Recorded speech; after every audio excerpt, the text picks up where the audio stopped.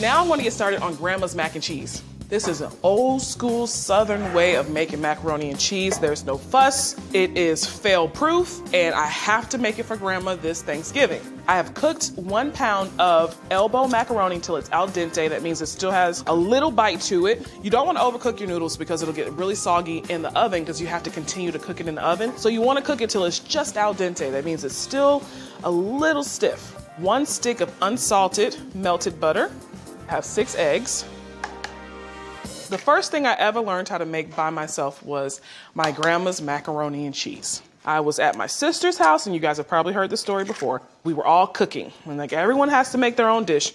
So they assigned me macaroni and cheese. Little did they know I'd never cooked before, but at least by myself without adult supervision. And I said, I'll make the macaroni and cheese. And I'm like, oh Lord, how do I make the macaroni and cheese? I called my grandma. I was like, Grandma, I'm making your macaroni and cheese. What do I need to put in it? Well, she's like, well, who's letting you cook in that kitchen? I said, Arlene.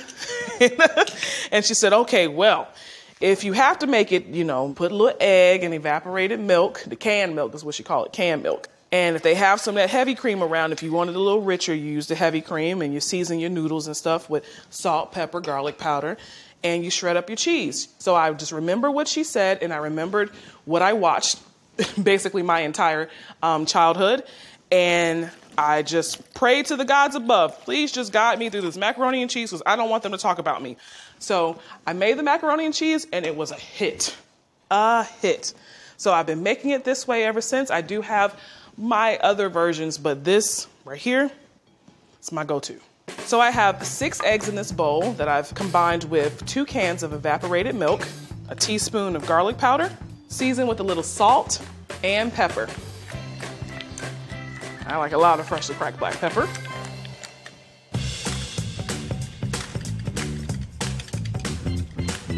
Pour my egg and milk mixture into my casserole dish that I've sprayed with nonstick spray and my noodles.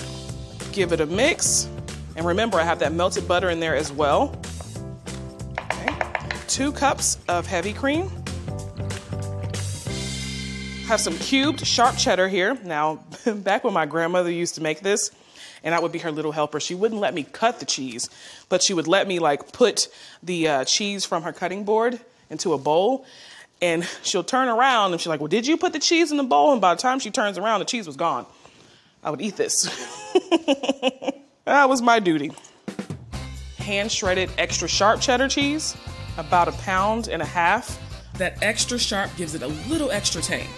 The trick to making creamy and cheesy Southern baked macaroni and cheese is to make sure that your noodles are swimming in milk and cheese. You don't want to see any exposed noodles.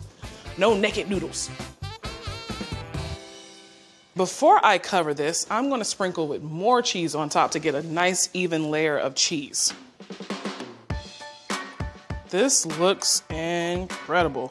I have my oven preheated to 350. I'm gonna bake this off for about 40 minutes or until it gets nice and bubbly in the inside, and then I'm gonna take the foil off and let it cook for an additional 10 to 15 minutes or until the top is browned. And what I also like to do is spray my aluminum foil with a little nonstick spray so that cheese doesn't stick.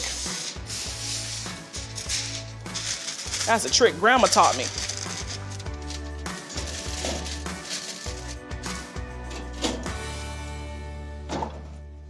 Oh my goodness. My grandmother is going to be proud of me. Now that's how you bake a macaroni and cheese.